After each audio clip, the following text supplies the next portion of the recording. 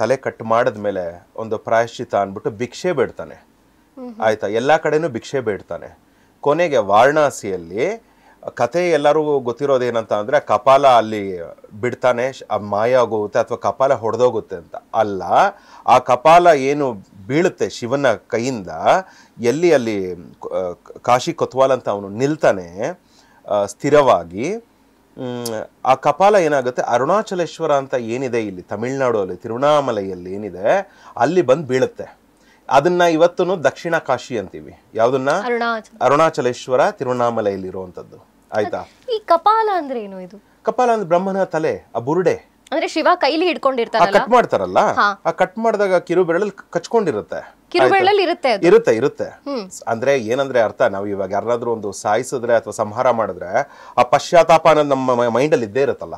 ಅವ್ರ ಬಾಡಿ ನಮ್ ಜೊತೆಗೆ ಬರ್ದೇ ಇದ್ರು ಅಥವಾ ಅವರು ಸತ್ತ ಮೇಲೆ ಪ್ರೇತ ರೂಪ ಅದೆಲ್ಲ ನಿಮ್ಗೆ ಗೊತ್ತಿರುತ್ತೆ.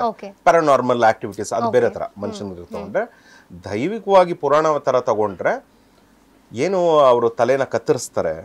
ಆ ಕತ್ತರಿಸಿದ ನಂತರ ಏನಂತೀವಿ ಪಶ್ಚಾತ್ತಾಪಕ್ಕೆ ಭಿಕ್ಷಾಟನೆ ಮಾಡ್ತಾರೆ ಶಿವ.